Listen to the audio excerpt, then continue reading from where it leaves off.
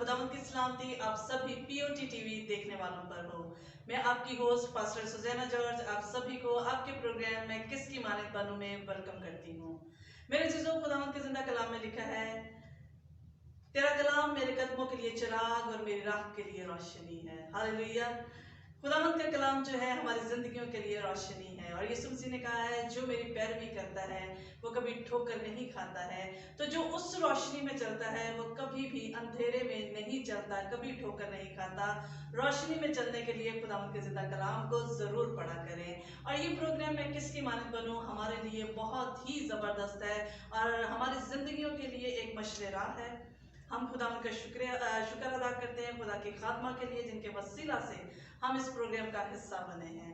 उनकी किताब मैं किसकी मानद बनूं बहनों के लिए, भाइयों के लिए, सबके लिए फायदेमंद है। अभी तक जितने भी आपके साथ हमने किरदार डिस्कस किए हैं, जिन किरदार को हमने आपके सामने पेश किया है, आपने बहुत पसंद किया है, हम आपके बेहद शुक्रगुजार हैं। आज भी एक बड़ा ही खूबसूरत किरदार कलाम मुकद्दस में से हम आपके लिए लेकर आए हैं और उसको जानने के लिए, उसको डिस्कस करने के लिए सबसे पहले हम खुदा की खात्मा पास्टर कैथरीन नेल्सन को वेलकम करेंगे। खुदावंद की सलामती आपके साथ हो पास्टर साहब। आपके साथ भी हो। कैसी हैं आप? मैं खुदावंद के फजल से बिल्कुल ठीक ठाक हूँ। खुदावंद का शुक्र हो। खुदावंद हमेशा आपको अपने जलाल के लिए कसरत से इस्तेमाल करे और हमेशा अपनी बना में रखे। ये प्रोग्राम बहुत अच्छा है, हम आपके शुक्रगुजार हैं इस प्रोग्राम के लिए और इस किताब के लिए भी जो आपने लिखी है। आज भी बड़ा ही खूबसूरत एक टॉपिक है, राहब। इसके बारे में हम बात करेंगे। राहब का किरदार कलाम मुकद्दस के अंदर लिखा गया है और बड़ा अच्छा किरदार है और मैं समझती हूँ कि आज इस डिस्कशन के वसीला से बहुत से लोगों के जहन जो हैं इस किरदार के लिए खुल जाएंगे। आमीन। तो आए हम अपने प्रोग्राम का बाकायदा आगाज करते हुए हम अपने क्वेश्चन की तरफ चलते हैं और जानते हैं कि राहब के नाम का क्या मतलब है। आमीन। मेरी तरफ से सब बहनों को बहुत बहुत सलाम। आपको भी सलाम। आज हम राहब के बारे में बातचीत करेंगे और अभी मैं राहब का मतलब बताना चाहती हूँ। राहब का मतलब है वुसअत और वुसअत का मतलब है कुशादगी। और सुजैना हम देखेंगे कि राहब के अंदर उसके नाम के मतलब के मुताबिक अक्लमंदी, मशवरत, सलाहगिरी, नेकी। हालांकि उसका नाम राहब फाशा है लेकिन इन सब बातों में वुसअत पाई जाती है, कुशादगी पाई जाती है। इसलिए मेरी बहनों, नाम का उसका मतलब है वुसअत, कुशादगी। और खुदा का शुक्र हो कि उसने अपने नाम के मुताबिक ही काम किया है। आमीन। Praise the Lord. बड़ा ही जबरदस्त उसके नाम का मतलब आपने बयान किया है।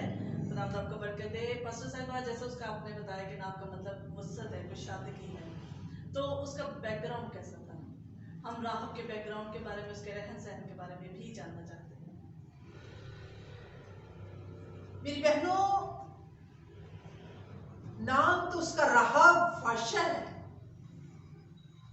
और वो एक ऐसे मुल्क में रहती थी, ऐसे शहर में रहती थी जहां के सब लोग बुत प्रस्त थे और बुत प्रस्त के साथ साथ देवी देवताओं को अपने अपने घरों में रखते थे।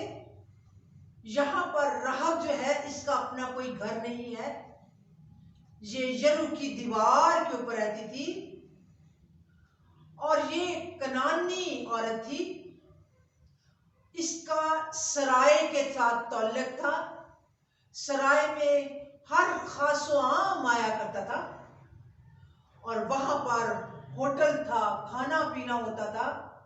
आप देखिए कलाम उसे राहब फाशा कहता है और आप जानते हैं कि फाशा का मतलब है बुरी औरत, जिसके काम बुरे हों, जो ऐसे काम करती है जो दुनिया चाहती है, जो होटल्स में हो रहे हैं काम, सराय में हो रहे हैं काम। और यहाँ पर यरू में चूंकि कदीमी शहर था, तारीखी शहर था, इसलिए इसको देखने के लिए दूसरे लोग भी आते थे और वो सराय में आते थे, ये खाना वगैरह बांटती थी, देती थी, पकाती थी, और अपने नाम के मुताबिक वाकई ही इसका एक दूसरे के साथ टर्म्स था।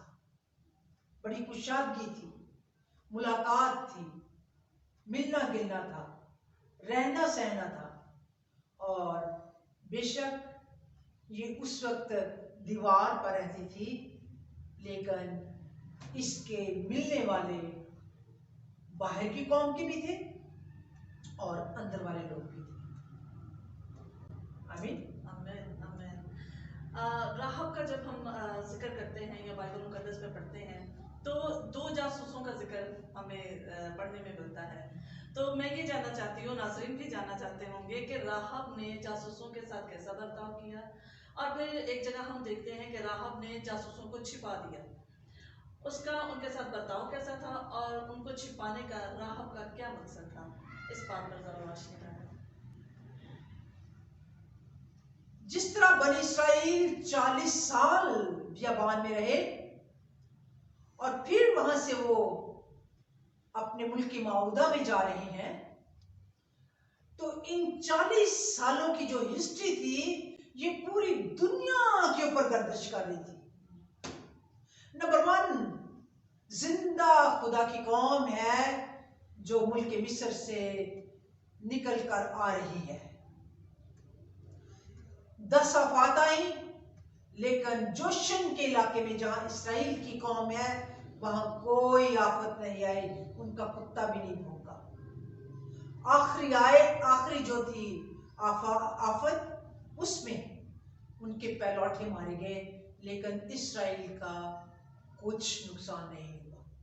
और जब ये सब इकट्ठे होके बहरे कुलज़म पर आए हैं तो वहां पर लिखा है जब मूसा ने अपना असा दिखाया तो बहरे कुलज़म सूख गया।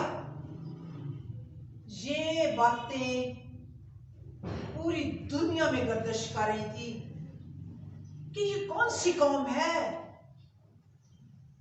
जो जिंदा खुदा पर ईमान लाती है, और जिंदा खुदा उन्हें किस तरह मिस्र से गुलामी के घर से निकाल कर ले आया है। और इतने मौज़ात हो रहे हैं, कभी समंदर का पानी तो खुश्क नहीं हो सकता, लेकिन वाहिद एक इसराइल कौम है जो खुश्क जमीन से वो बियाबान में वापस आई है। आमीन। आगे चलकर आसमानी मन उनको मिला है। उन्होंने 40 साल अनाज उनको नहीं मिला, उन्होंने ना फसल बोई है बल्कि आसमान से आता था, और इसी तरह चट्टान अपना मुंह खोलती थी और उन्हें सिराब करती थी। यहाँ पर हर एक खबर जो है ये यरू के इलाका में पहुंच चुकी थी। यरू के जो 40-40 साल के लड़के थे, लड़कियां, औरतें, इवन बादशाह और राहब भी ये सुन चुकी थी कि ये कौम आ रही है, इसलिए इसका दिल जो था ये जिंदा खुदा की तरफ माइल था। जब 2 शतीम से भेजे गए, यशवा ने 2 जासूस भेजे, तो जब वो आए हैं, एंटर हुए हैं यरू में, चूंकि इसका घर जो है ये दीवार के ऊपर था, सबसे पहले इसे ही मिले हैं। और कुछ टाइम उन्होंने सराय में गुजारी, खाना पीना, लेकिन जब ये इससे मिले हैं तो इसको जिंदा खुदा के ऊपर ईमान तो था ही, इनर इसने उनको जगह दे दी कि आप मेरे घर आए, और उनको छत पर भेज दिया। और लिखा है जब बादशाह को खबर मिली कि 2 जासूस आए हैं, इसके घर स्पेशल पैगाम आया है कि जो तेरे घर जासूस आए हैं वो कहाँ हैं? तो इसने कहा वो आए थे लेकिन चले गए हैं। यहाँ पर इसका पहला आप देखिए जुमला क्या है, मैं जिंदा खुदा के लोगों में शामिल हूँ, मैं कभी नहीं तुम्हें बताऊंगी कि वो मेरे पास हैं, वो चले गए हुए हैं। झूठ उनके साथ बोला, मतलब ये कि मैं जिंदा खुदा के साथ हूँ। आमीन। वो जिंदा खुदा है, वो मेरी भी मदद करेगा। वो ईमान अंदर ला चुकी थी और वो इनको बचाना चाहती थी क्योंकि वे जिंदा खुदा के लोग थे। सो यहाँ पर इसने उनको छुपा दिया है। मैंने यही पूछा था कि उसने उनको छुपाया। अब छुपा तो दिया, इसका मकसद क्या था उनको छिपाने का? वो भेज भी तो सकती थी। कोई ना कोई तो इसका मकसद होगा कि मैं इनको छिपाती हूँ और मेरे लिए कोई काम होगा। सुजैना इसका मकसद यही था कि मैं उनको छुपाऊंगी, मैं उनकी जिंदगी जो है उसको बचाऊंगी, वो मेरी जिंदगी बचाएंगे। वो कौम आएगी, जिंदा कौम खुदा की, वो हमला करेगी और वही फतहमंद होगी और यरू जो है ये शिकस्त खा जाएगा, यरू बर्बाद हो जाएगा, इसके लोग खत्म हो जाएंगे क्योंकि वो जिंदा खुदा के लोग आ रहे हैं। मैं इनसे ये बात करती हूँ, मैं तुम्हें छुपा लूंगी लेकिन मुझ पर रहम कर देना। ठीक है? वो एक अच्छी मशवरा देने वाली औरत थी, अच्छी सलाहगिरी देने वाली औरत थी। और जब वो नेकी करने के ऊपर आई है तो खुदावंद ने भी उसकी मदद की है। उसने अच्छी सलाह दी, उनकी जिंदगी भी बचाई और उसने इसलिए बचाई कि वो उसको बचा ले और उसके खानदान को भी बचा ले। आमीन। उसने उनको अपनी छत पर भेज दिया और वहां पर जब आई तो सन के नीचे, सन की लकड़ियां थी, उनके नीचे उनको छुपा दिया। ये एक सौदा हो रहा था। वो इनर ईमान ला चुकी थी और वो 100% इसके ऊपर थी। अगर मैं इनको बचाऊंगी तो जिंदा खुदा मुझे बचाएगा क्योंकि मैं इनके साथ मिलकर लड़ाई में शुमार हो गई, जंग में मेरा शुमार हो गया है कि राहब भी इनके साथ जंग में शुमार है। आमीन। इसलिए उसने उनको जगह दे दी, छुपा दिया और उनको कह दिया कि जिस तरह मैंने तुम्हें छुपाया है, जब तुम आओगे तुम्हारा जिंदा खुदा तुम्हें यहाँ पर फतहमंदी बख्शेगा। मुझे याद रखना, मुझे भी इसी तरह बचा लेना। Praise the Lord. पास्टर साहब, मैं ये पूछना चाहती हूँ कि अभी आपने बताया स्टार्टिंग में जैसे कि राहब जो थी पेशे के लिहाज से बादशाह थी, तो जो ऐसी खवातीन होती हैं ये अपने हर काम की एक कीमत भी ठहराती हैं। तो राहब ने जासूसों के साथ जो बर्ताव किया, उनकी मदद की, उसने उस एक रात की क्या कीमत ठहराई थी?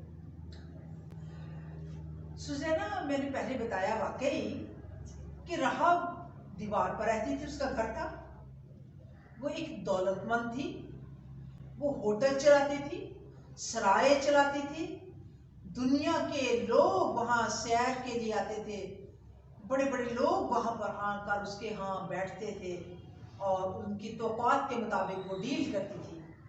यहाँ पर डीलिंग उसकी बड़ी फर्क हो गई है। उसने उनसे कहा, तुम जिंदा खुदा के लोग हो, तुम जब आओगे मुझे मालूम है कि तुम फतहमंद होगे क्योंकि जिंदा खुदा तुम्हारे साथ है। तुम मुझे बचा लेना जिस तरह मैंने तुम्हें बचाया है। फिर उनको ये भी बताया गया कि जब तुम आओगे, जब तुम यहाँ से जाओगे तो मैं लाल रस्सी के साथ तुम्हें नीचे उतारूंगी। उनको ये लाल डोरा दिखा रही है। आप देखो, ये बड़ी अक्लमंद औरत है, बड़ी सेंस रखती है।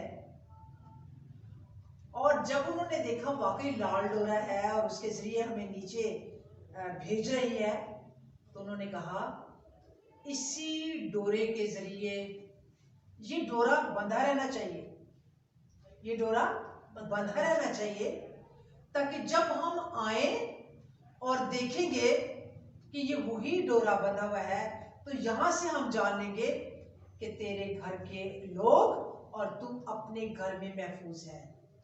अगर कोई घर से बाहर निकला तो फिर उसकी मौत की जिम्मेदार तू होगी। इसलिए आज अगर तूने हमें बचाया है तो हम जरूर ही तेरे कहने के मुताबिक हम जरूर तुझे बचाएंगे क्योंकि तूने अच्छा काम किया है, नेक काम किया है। इस वसीला से उन्होंने एक बड़ी हिकमत अमली से उनके साथ वो पेश आए और हिकमत अमली से एक अच्छा मशवरा दिया, सलाह दी, और अब उसका रिटर्न जो है वो चाहती है जिस तरह मैंने इनके साथ किया इसी तरह ये भी मेरे साथ करें। बहुत अच्छा आपने इस क्वेश्चन का आंसर दिया है। बड़ा ही राहब ने भी बड़ी हिकमत अमली यहाँ पर दिखाई है। आपने शुरू में भी बताया कि राहब ने सुन रखा था कि इस्राएल का खुदा कैसा है। आपने शुरू में सारी वो बातें बयान की हैं जो इस्राएल के खुदा ने इस्राएल के साथ की और बाकी पूरी दुनिया में वो बातें फैल गई। तो यहाँ से मैं देखती हूँ कि राहब का ईमान जो है वो कायम हो गया कि जिंदा खुदा के ऊपर। तो बाइबल मुकद्दस राहब के ईमान को कैसे बयान करती है? कोई हवाला या कोई ऐसी बात आप डिस्कस करें। इब्रानियों का मुसन्नफ लिखता है राहब के बारे में, बल्कि उसने बहुत से सुरमाओं का जिक्र किया है जिसमें राहब को भी उसने सुरमा कहा है, ईमान की सुरमा। उसके लिए हवाला देख लेते हैं। इब्रानियों का खत उसका 11वां बाब,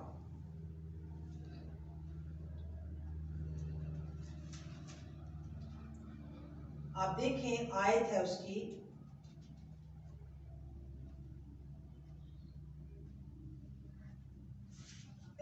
30वीं आयत देखें।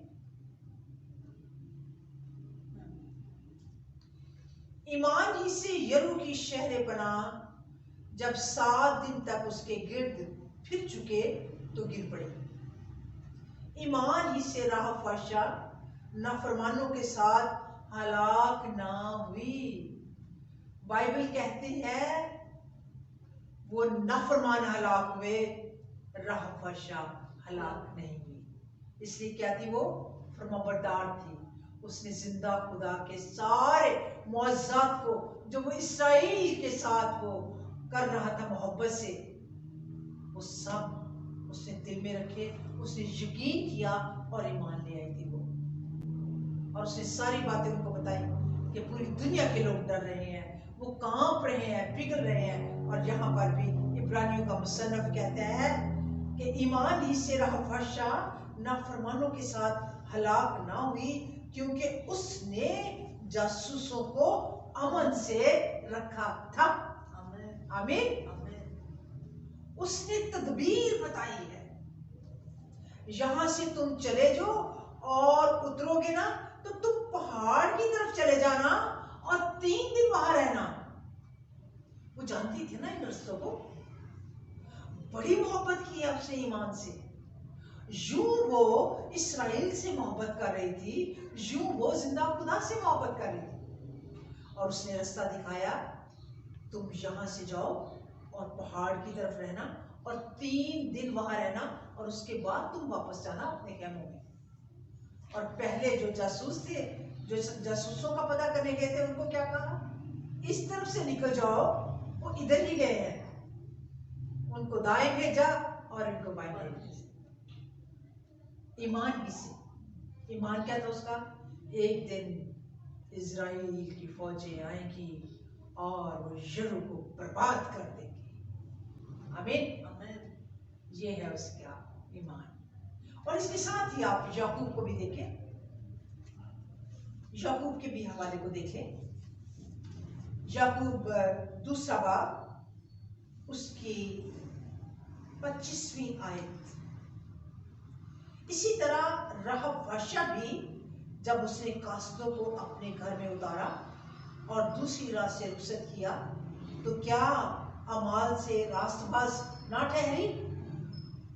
ये देखो ना, उसके अंदर तो पहले ही बड़ा ईमान है और ईमान जैसा था वैसा उसने अमाल जाहिर कर दिया, है ना? और यहाँ पर याकूब ने बड़ी प्यारी बात की है। और आप देखें कलामे मुकद्दस में पुराना अहदनामा तो उसको राह फर्शा कह रहा है, लेकिन यहाँ पर उसने राह को रास्तबाज कहा, है ना? ये ईमान के वसीला से वो रास्तबाज कहलाई गई। ईमान का इतना ऊंचा ग्राफ उसका हो गया है। पूरे यरू में एक वाहद है वो रहब जिसने ईमान इतने 1% लाकर अपने लोगों को बचाया है और अपने सारे घराने को भी बचा लिया। आमीन। सो यहाँ पर हम देखते हैं कि याकूब ने लिखा है कि वो अमाल से रास्तबाज ना ठहरी। क्वेश्चन किया गया है कि वो अपने अमाल से रास्तबाज ना ठहरी। आज मेरी अजीज बहनों, मैं भी पूछती हूँ आपसे, रहब बादशाह ने जो अमाल जाहिर किया, इजराइल जासूसों को पनाह दी, उनको वहां रखा थोड़ी देर के लिए, शाम को उनको अपने घर से निकाला, छत में से अपनी लाल डोरी के जरिए उनको नीचे उतारा और उनको दूसरी तरफ भेजकर बता दिया 3 दिन तक वहां रहना। क्या वो सारा अमल उसने नहीं किया?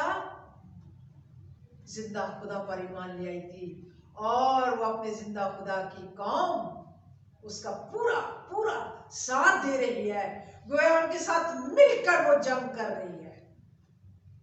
सो आज हम अपनी इस बहन को, रहब को फाशा नहीं बोलेंगे। उसने नेक काम किया है, उसके इरादे नेक, उसके मशवरे नेक, उसकी सलाहकारी नेक और उसके काम नेक, और उसने जो उनको तरबियत दी वो भी नेक थी और नेकी के वसीला से वो बच गई, उसका खानदान भी बच गया। आमीन। बड़े ही जबरदस्त हवाले जो है राहब के लिए कोट किए गए हाँ हैं जी। और सबसे बढ़कर जो खूबसूरत हवाला याकूब ने दिया है, उसने तो राहब का, उसका पेशा, उसकी सारी उसके पेशे को भी बदल दिया और राहब को भी बदल दिया। ईमान तो वो रखती थी मगर उसने अमाल से उसको रास्तबाज भी कह दिया। जिंदा खुदावंद पर राहब ने ईमान रखा और उस खुदा ने राहब को रास्तबाज ठहराया। हालेलुया। मेरे चीज़ों ये बड़ा ही जबरदस्त पॉइंट है और मेरा ख्याल है कि जितने सुनने वाले हैं वो बरकत पाएंगे, वो जान जाएंगे कि राहब का अब क्या किरदार है। हालेलुया। राहब का घर यरू की दीवार के ऊपर था, तो जब बनी इस्राइल कौम गई है यरू को गिराने के लिए, तो राहब का घर भी गिर गया? नहीं, रहब का घर नहीं गिरा। नहीं गिरा तो क्यों नहीं गिरा, इसकी क्या वजह थी? आप देखें, अब मैं भी सवाल कर सकती हूँ कि जब इतना दीवार बनी है और दीवार के ऊपर उसका घर है और इजराइल ने 7 दफा उसके चक्कर लगाए और फिर वो बुलंद किए गए नरसिंगे और फूंका गया नरसिंगा, दीवार गिर गई है, तो उसका घर क्यों नहीं गिरा? घर के ऊपर लाल डोरा बंधा हुआ था। आमीन। आमीन। आमीन। अगर हम उस डोरे को देखते रहे, इस डोरे से इजराइली नीचे आए हैं, हिफाजत में गए हैं। इस डोरे के वसीला से वो दुश्मन के नरगे से निकलकर इस डोरे के साथ आए हैं।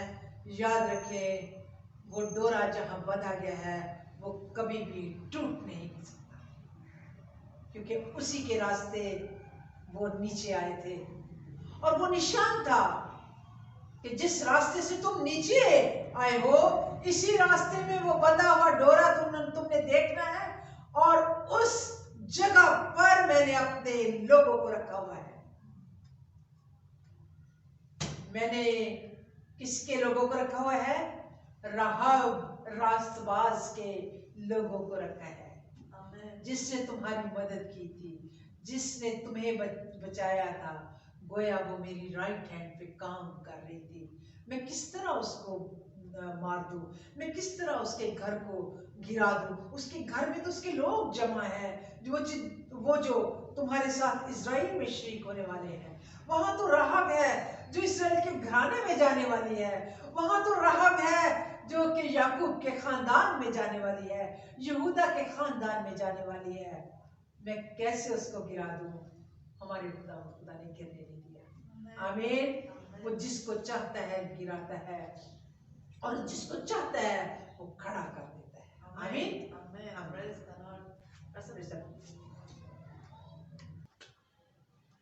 Praise the Lord. बड़ा ही खूबसूरत था ये और बड़ा ज़बरदस्त इस क्वेश्चन का आंसर मिला है।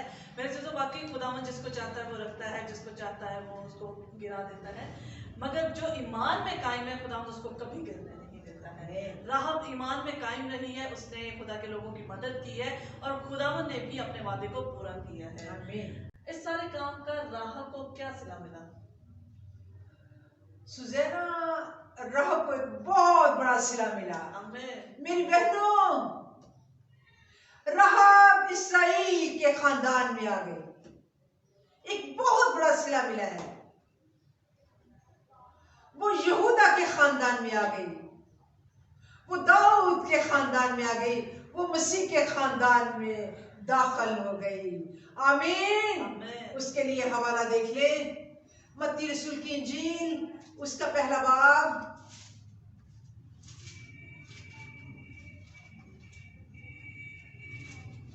हम यीशु मसीह के अबाउदाद के मुतालिक पढ़ेंगे।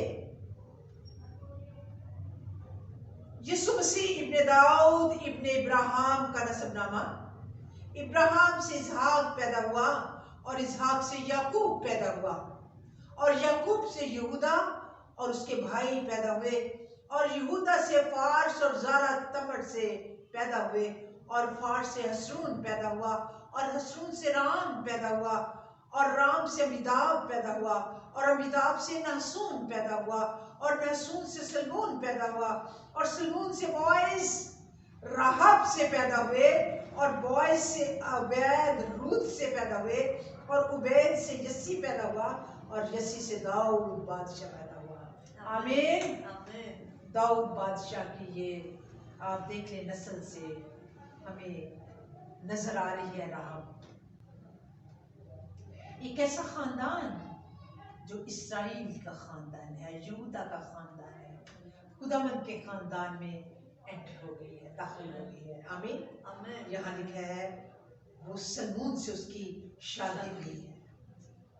यरू के एक ऐसे मुल्क से निकलकर, ऐसे शहर से निकलकर जहां बुत प्रस्ती और देवी देवता थे, खुदा उसे जिंदा खैमों में ले आया। आमीन। जिंदा खुदा के खैमों में ले आया। आमीन। आमीन। और आप देखें यहाँ पर उसका नाम सिर्फ राहब लिखा गया है। खुदावंद नामों को मिटा देता है, वो सिर्फ एक नाम रखता है जिससे इज्जत, आबरू और उसकी क्या हो, खुदा के नजदीक उसकी बड़ी कीमत हो। राहब का मतलब है खुशादगी, उसको खुदावंद की नस्ल में खुशादगी मिली। आमीन। उसको मसीह यीशु की नस्ल में खुशादगी मिली। वो सलमोन की बीवी बनी, बॉयस की माँ और रूत की सास बन गई। हालेलुया। आमीन। आमीन। आप देखें, और उसी कौम में ही चली गई जिस कौम के लिए ये सुनती रही कि वो बड़ी बहादुर कौम है। उस कौम का हम सुनते हैं तो हम यहाँ जितने भी बहादुर लोग हैं और फौज के लोग हैं, वो उनके दिल जो दिल है पिघल रहे हैं डर के। दर्द के मारे। हाँ जी। आमीन। आमीन। ये है राहब, हाँ जी। उसकी जिंदगी में खुशहाली आ गई। बहुत बहुत बड़ा अजर जो है उसको मिला है। हाँ बिल्कुल। खुदावंद आपको बहुत बरकत है पास्टर साहब, बड़ा ही ज़बरदस्त आपने राहब के किरदार को बयान किया है। राहब फाशा थी मगर वो राहब रास्तबाज ठहरी है। मैं ये चाहती हूँ कि आप देखने वाली बहनों को राहब के किरदार से ज़रूर कोई मैसेज दें। मेरा दिल कर रहा है सुजैना कि मैं उसे कहूँ मिसेस राहब सलमोन। यस। आमीन। आमीन। उसकी शादी हाँ हुई जी, सलमोन के हाँ साथ। जी। सो यहाँ पर मेरी बहनों, आप अपने माजी में कैसे भी किरदार की मालिक थी, आपने अपनी माजी में कैसी भी गलतियां की हो, लेकिन आपने देखा है राहब का माजी बदल गया और वो खुदावंद की कौम में दाखिल हो गई, उसके खेमों में दाखिल हो गई। उसने जन्म दिया है बॉयज को। आज कोई बहन अगर कोई अपना ऐसा माजी रखती थी या है, वो फौरन अपने जिंदा खुदावंद खुदा को माने, ईमान की मजबूती रखे, अपनी वुसअत पैदा करे, उसके अपने अंदर नेकी की वुसअत पैदा करे, अच्छी सलाह मशवरत अपने अंदर रखे, अपने दिल को बदल ले, अपने अंदर तरबियत अच्छी ले, तरबियत पजीर हो जाए। आप खुदावंद यीशु मसीह पर ईमान ले आए, खुदावंद के लोगों में आप रहें, फेलोशिप रखें, बपतिस्मा लें, निजात पाए, होली बैप्टाइज्ड हो और खुदा के कलाम को पढ़ें। आप यकीन कीजिए खुदावंद खुदा आपके नाम को बदल देगा, खुदावंद आपके साथ होगा, खुदावंद खुदा आपका किरदार को, उस पुराने किरदार को, माजी के किरदार को भूल जाता है जब आप मसीह पर ईमान लाते हैं। बहुत शुक्रिया परसबा, आज के पैगाम से हमने बहुत बरकत पाई है। अब आप लास्ट में हमारी देखने वाली बहनों के लिए दुआ भी करें। हमारे जिंदा जलाली आसमानी बाप, दिल की गहराइयों से हम तेरा शुक्र करते हैं तेरे जिंदा कलाम के लिए खुदावंद खुदा, जो हमें बहुत ही खुदावंद बड़ी गहरी गहरी बातें सिखाता है। वो बातें का किसी मेल पर्सन से हो या फीमेल पर्सन से। खुदावंद खुदा, आज तूने राहब के बारे में हमें सिखाया है। खुदावंद तेरा शुक्र हो, तेरे नाम की तारीफ हो यीशु मसीह। आज के सारे प्रोग्राम के लिए हम दिल की गहराइयों से तेरा शुक्र करते हैं। खुदावंद मेरी दुआ है कि राहब की तरह बहनें, बेटियां अपने जिंदा खुदा के ऊपर भरोसा रखें, उस पर ईमान लाएं, और खुदावंद तू तो नाम को बदल देता है। ऐ खुदावंद खुदा, उनके लिए तो नेकी ही नेकी रखेगा। तेरा शुक्र हो, तेरे नाम की तारीफ हो। इस वक्त मैं खुदावंद खुदा पास्टर इमरान के लिए, अपने लिए और पास्टर सुजैना के लिए बरकत की दुआ करती हूँ, सब देखने वालों के लिए बरकत की दुआ करती हूँ और सब कुछ मांग लेती हूँ तेरे प्यारे बेटे अपने खुदा यीशु मसीह के नाम में, आमीन। गॉड ब्लेस यू पास्टर साहिबा, थैंक यू वेरी मच। खुदा आपको बहुत बरकत दे। बड़ा ही अच्छा आज का पैगाम, और देखने वालों ने बड़ी बरकत पाई है। हम खुदा के शुक्रगुजार है। नाज़रीन, मैं रिक्वेस्ट करूंगी कि आप इस पैगाम को ज़्यादा से ज़्यादा शेयर करें। आमीन। जो लोग अभी तक राहब को फाशा कसबी कहते हैं, उनके जहन खुलेंगे और वो जानेंगे कि राहब जो है रास्तबाज राहब है। हालेलुया। खुदावंद आपको बरकत दे। नए एपिसोड के साथ आपकी खिदमत में फिर हाजिर होंगे। तब तक के लिए हमें इजाजत दें। Good bye and God bless you all. आमीन।